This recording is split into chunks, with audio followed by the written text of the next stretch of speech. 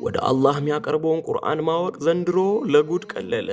አቡ ሙዘሚል መድረሳ የአረብኛ ቋንቋና የቁርአን ትምህርቶችን መላው ዓለም ላላችሁ ዕውቀት ፈላጊዎች በሙሉ ቀላል እና ምቹ በሆነ መልኩ እየጻፉ ይማሩ።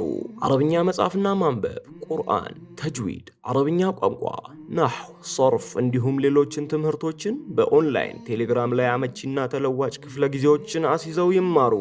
ለበለጠ መረጃ በ2519 46 34 92 79 ወይም 2519 23 66 16 58 ሃሎ ይበሉን ወይም በቴሌግራም አድራሻችን አቡ ሙዘሚል መልእክት ይላኩልን።